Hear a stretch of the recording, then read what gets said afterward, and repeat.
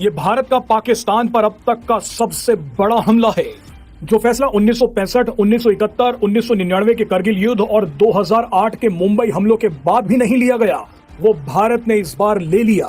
PM Modi के इस फैसले ने पाकिस्तान की जड़ें हिला दी हैं। पाकिस्तान सिंधु जल संधि के रुकने से डरा हुआ है, तिल मिलाया हुआ है, पागल हो चुका है।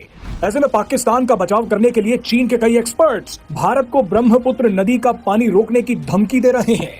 भारत में बैठे कई कट्टरपंथियों और वामपंथियों ने ये तक बोलना शुरू कर दिया है कि अब भारत भी प्यासा मर सकता है। लेकिन इन सभी को ये नहीं पता कि पीएम मोदी कच्चे खिलाड़ी नहीं है। भारत जानता है कि चीन ब्रह्मपुत्र नदी पर जो बोल रहा है वो कर ही नहीं सकता। आज इस वीडियो में हम आपको ब्रह्मपुत्र नदी का वो सच बताएंगे जिसे देखकर पाकिस्तान और भारत विरोधी रोने लगेंगे। सवाल है कि क्या चीन भारत का पानी रोक सकता है?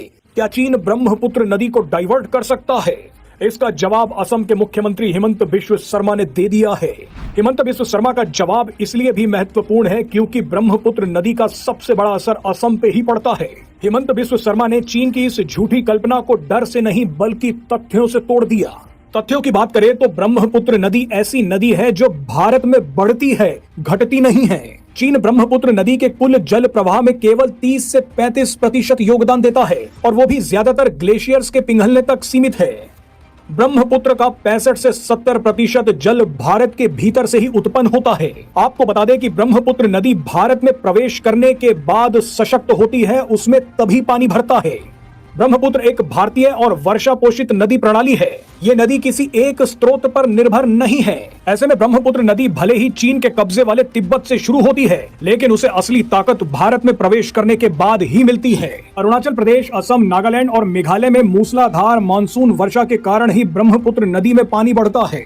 इसके अलावा भारत में मौजूद कई सहायक नदियां ही ब्रह्मपुत्र के पानी में सबसे बड़ा योगदान करती हैं। इनमें से कुछ सहायक नदियां हैं लोहित, सुबनसिरी, कामेंग, मानस, कृष्णई और दिगारू।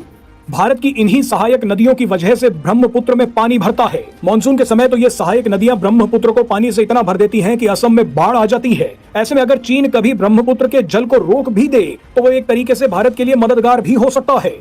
चीन अगर ब्रह्मपुत्र के पानी को रोकने का सोचता भी है तो असम में तबाही कम मचेगी। बहरहाल वैसे आपको बता दें कि चीन ये कदम कभी उठा ही नहीं सकता। ये दावे जो किए जा रहे हैं ये चीन में इक्के दुक्के एक्सपर्ट्स कर रहे हैं। चीन की सरकार ने अभी तक इस पर कोई बयान नहीं दिया है। पाकिस्तान को यह सच्चाई जान लेनी चाहिए कि उसका पानी तो रोक दिया गया है, लेकिन चीन भारत का पानी नहीं रोक सकता।